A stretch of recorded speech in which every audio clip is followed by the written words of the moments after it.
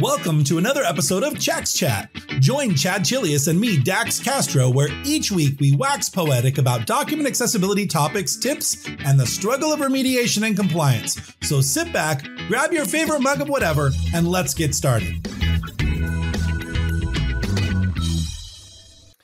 Welcome, everyone.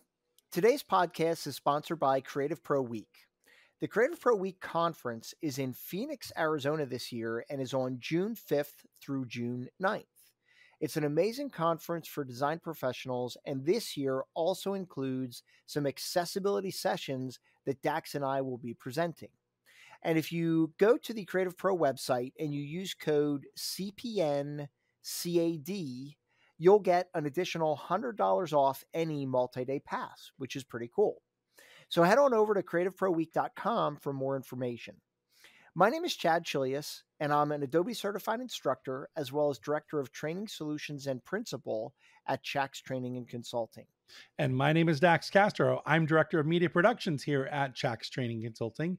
And Chad and I are both certified as accessible document specialists. So if you would like your certification, head on over to accessibilityassociation.org/certifications and learn more about how you can sign up to take that test and get your certification.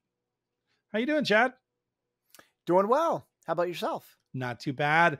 I got my first course of bricks laid on my koi pond, at least dry stacked, just to figure it out. And it's not as bad of a situation as I thought it was going to be, but it's still not. I'm going to have to cut probably 30 or so custom bricks to make this whole thing fit. But at least there is hope. There is hope for my koi pond still.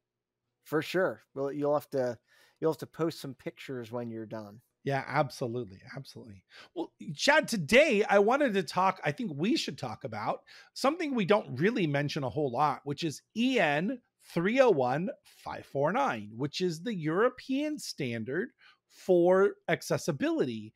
And I thought it was interesting because, one of the things that people think about is, well, everything falls back to WCAG, right? All accessibility requirements, at least I hope they think, all accessibility requirements really fall back to the Web Content Accessibility Guidelines. And EN 301-549 is not different from that. But I thought we would talk about some of the nuances that we discovered as we were doing a little bit deeper dive into what it is. Yeah, and I think it's important too, because the number of people who listen to our podcast who are from some of the European countries is pretty high, right? So we don't want to leave any of those folks out. And, this falls under, the purview of document accessibility. So we thought it would be really important for us to at least talk about it and kind of open up everybody's eyes to the concept of this standard. Yeah. You talk about statistics, Chad. I pulled up while you were talking, I pulled up our Libsyn, our podcast statistics, and of the total downloads that we have, the majority, 2,942 come from the United States, 531 from Canada, 166 from the UK, 143 from Australia, 110 from Germany, 87 Sweden, 66 Netherlands, 52 Spain, Belgium, Finland, and the list goes on and on. So definitely, while the majority are the United States, we do have podcast listeners from all over the world, and we want to make sure that we have content for them as well. So absolutely. I think we should start with who the EN 301-549 applies to, right? I mean, that's definitely, I know some people are thinking, well, that only applies to people over in the UK or in England or somewhere over in there. But in fact, Chad, we found out something surprising or something interesting, right? We sure did. We found out that even though EN 301-549 applies to the European Union and what did they call it? The EEA, the European Economic Area. Which includes Iceland, Liechtenstein, and Norway. Exactly. But what we really found interesting, Dax, was even though this standard applies to the EU and that other group, it has also been adopted by other non-EU countries, such as Canada, New Zealand, Australia, Mm-hmm. and what was that last one? Switzerland. Switzerland. Yeah. Yes. So, obviously other countries have seen value in this standard and have also adopted, the standard as well. So, well, we always hear about AODA, right? And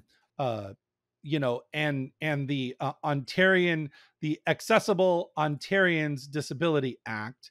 But I didn't know that the Treasury Board of Canada has adopted 301549 as its accessibility standard for ICT goods and services, which is ICT is a fancy way of saying electronic goods and services, right? So it's information and communications technology. So that would be kiosks or copiers or any of the other kind of physical items you might find in a workplace environment. Even things like bank teller machines or, anything that you might interface with. Right. And we have a tendency when we think of Canada to immediately reference AODA. Right. But that's only one of the 9 Canadian provinces. Oh, don't test me. I am a stupid American. I hope none of our Canadian friends are going to criticize me on that one. If I messed that up, I apologize. But I thought there were 9 or 11 provinces in Canada, and AODA only applies to one of them. Right. So, there's a bunch of other provinces in Canada that are also doing accessibility and certainly are not following AODA on that. Come on, so. Chad, don't you know that there are 10 provinces and 3 territories? Each province and territory has its own capital. I do know that. I mean, I did not. I just Googled it. There's Yukon, Saskatchewan, Alberta, British Columbia, Newfoundland. I know a bunch of them, but obviously you are way better than me, because I'm looking at these names and I'm like, Ontario, Quebec, Alberta, BC. Yeah, I know those. And Nova Scotia. I guess I'm thinking back to my Risk days, playing the game Risk, where you put the little pieces on the board, and I'm thinking about those, but no, I am not a great geography. Now, can you identify them on the map? That's the next question. Right? Yeah, no. I mean, I'm looking at the map right now and I'm going, wow, I did not know. Nunavut, Nunavut, Anyway, we digress. So talking about these things, right? The thing that's interesting is that EN 301549 really separates. It has 3 different chapters: one on web, one on web documents, and then one on non-web documents.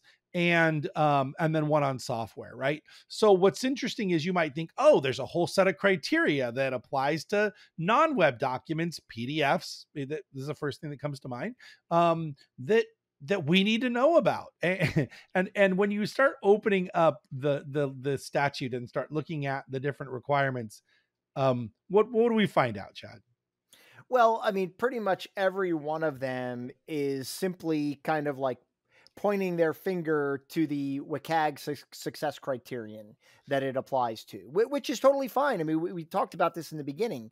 To be honest, WCAG does a very good job of kind of outlining, accessibility requirements. But EON 301549, they kind of broke it down a little bit differently, right? But when appropriate, they're simply saying, hey, to know more about info and relationships, see, WCAG success criterion, info and relationships. Well, And you know what? As you start reading through this, you'll start seeing void, void, void, void under all these different numbers. And at first it caught me by surprise a little bit. I had to do a little research. And in fact, in the beginning, under the notes section on page 52 for note 6, it says, void clauses have been inserted in order to maintain alignment of the numbering system in clauses 9, 10, and 11. So in other words, 9, 10, and 11 have, 10's got 10.1.2.4, and then in 11 it might say void for that one, so that the numbering systems all stay the same. It doesn't for that specific example, but several places in here it just says void. 10.3.2.4 it says void because there is a 9.3.2.4 but not a 10. So they want to keep the numbering system all kind of the same. So that's, So you mean between the categories of web documents, non-web documents, what was the other thing you said? Software. Yeah. You're saying between all those categories, the numbering system is in theory the same, but sometimes within that category, one of the items doesn't apply. Yes. In that situation. Okay. Yeah, that makes a lot of sense. So they just write that they include the number, but then put void after it. So that everything stays the same. Sure. The other thing that I actually had to ask you about, we talked about this off air, is a web schema. I really had not dealt with web schema. I know you come from an XML, XMP kind of background. That's been your world for a while. Definitely not something I'm familiar with, but note 8 inside EN 301549 says it is best practice to provide metadata on the accessibility of a document within or separate to the document using web schemas accessibility 2.0. Yeah. So, and this is an area where, you and I talked about, we have to do a little bit more research. I mean, fundamentally, I understand the concept of a web schema. Like when you create XML documents, you can add a schema to that document. And a schema is basically just a set of rules that says, these are the XML tags that you're allowed to use. This is the structure in which they're supposed to be organized. How it applies to PDF, and I think the description that you had just given was, I think it's really relative strictly to metadata within that PDF file. I think the question you and I have is, how is that different from the metadata we add in the properties dialog box? How is that different from using a schema? And my guess is that it's about automation. Right. My guess is that it's a way that you could kind of automate instead of having to manually go in and do that. So we'll talk about that in a future podcast and dive a little bit deeper into that. Yeah, definitely. I think people's brains might explode if we started going into the nuances of XML and XMP and how to attach those into a PDF document. So we're not going to go over all of the different items within the EN 301549, but we did want to show kind of note a couple of different things. One of which is 10.1.3.1 info and relationships. Now, of course, we said that if, like most of the requirements inside of 301549, it references where non-web documents, it references WCAG 2.1 success criteria, but it also had a note in here, which I thought was interesting. It says where documents contain non-standard structure types, roles, it is best practices to map them to a standard structure type as a fallback solution for the reader. And I thought, fallback? Yeah. How is a role map the fallback? It's the standard. I don't know about you, but I can't think of a document that I've created any time where I didn't make a style for something other than just headings and body paragraphs. Yeah. I mean, and you and I talked about this briefly before we hopped on this podcast, that, every source application we use, including InDesign, Word, PowerPoint, creates a role map that basically maps the non-standard tag to a standard tag to make it relevant. And I'm really curious about the statement in EN 301549 that's saying that you can use it as a fallback because it's pretty critical, right? I mean, Right. it's pretty much required, So I found that a little interesting. Well, and then the next one that I thought was interesting is actually under one of those sections we said was void. 10.2.4.5, which should be multiple ways, but it's actually voided in 301549. And if someone knows anything more about this, we'd love to hear, if you've got some extra information. But it says the related web page requirement, multiple ways, does not apply to a single document, but to a specific definition of sets of documents that are rare. So in a PDF, I'm thinking, well, a portfolio, but portfolios inside Acrobat are not accessible. They're not keyboard accessible. You can't move from document to document accessibly inside a portfolio. So it seems like we all, kind of the standard that we've always established is that bookmarks, that your document needs to have multiple ways to navigate the document. Headings, bookmarks, TOCs, right? Those things are typical or on-page navigation elements that allow you to move from area to area. But what this is saying is that multiple ways doesn't apply. So that's, to me, I think, very interesting. And I was kind of surprised to see this note in here. Yeah. And again, maybe we're misinterpreting it.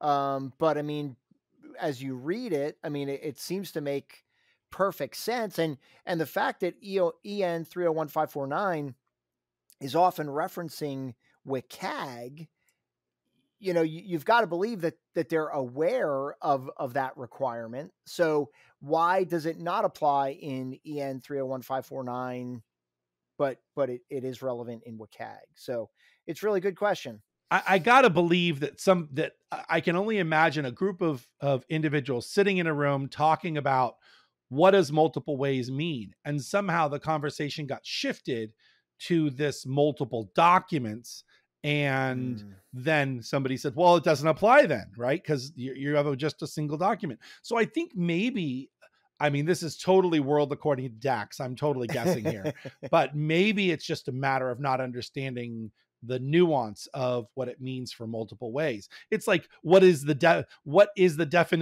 definition of is? What is, right? If you can't establish what the definition of multiple ways is applying to, then it really makes it really hard to understand how it applies or doesn't apply to a specific document. But we'd love to hear from you guys if you know something else that we don't. Yeah, I'd love one of our European friends, and we talked to many of them, on the Facebook group and via other methods. And I'd love for one of them to kind of chime in and explain a couple of these to us.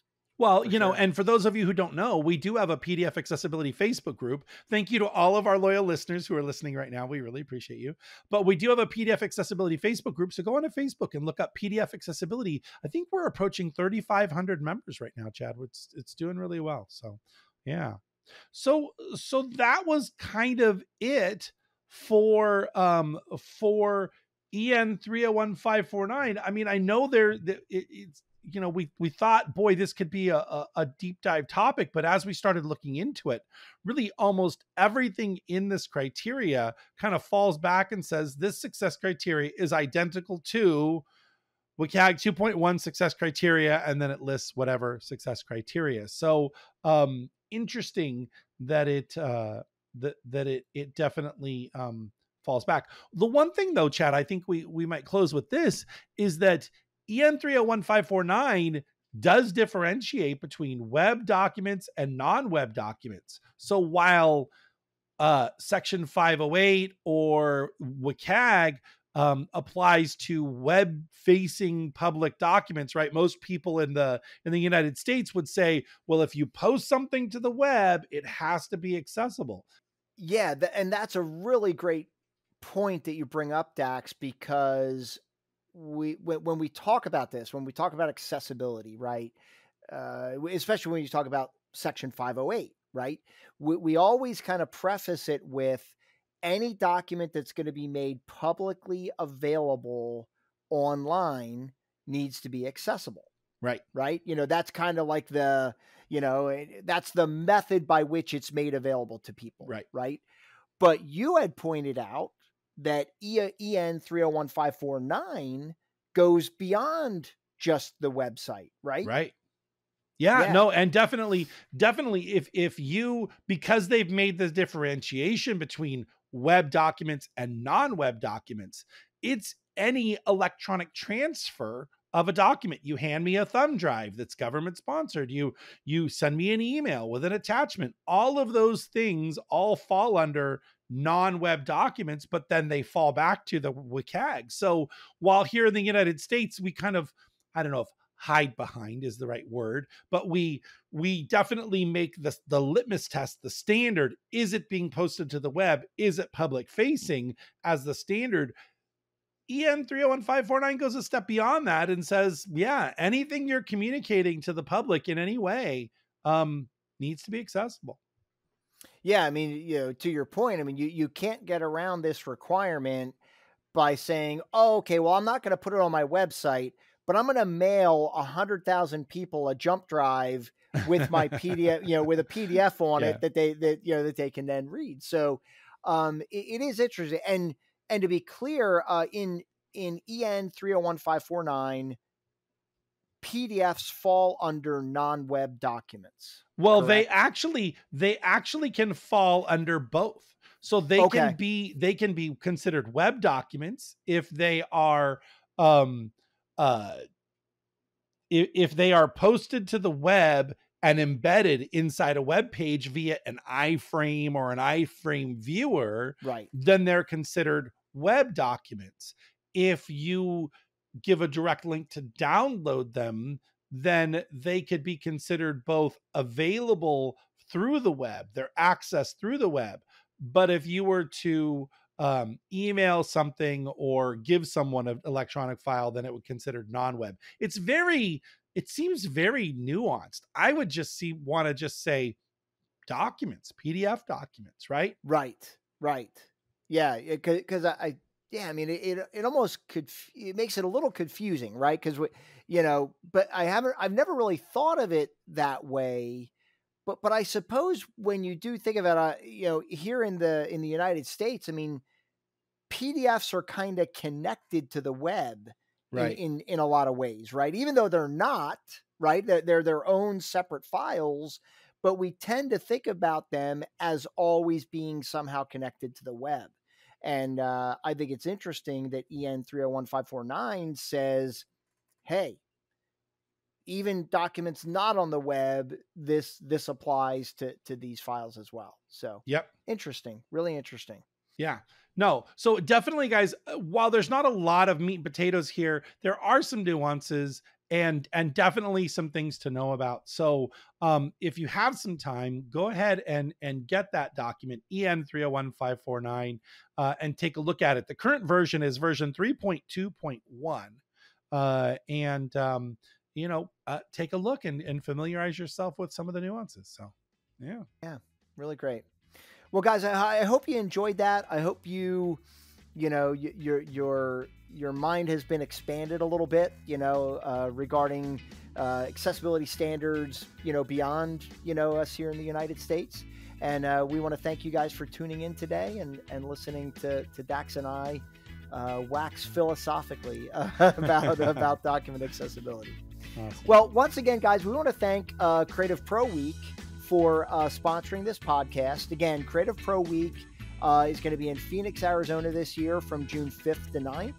And if you want more information, head on over to creativeproweek.com. My name is Chad Chelius. And my name is Dax Castro, where each week we unravel accessibility for you. Thanks, guys.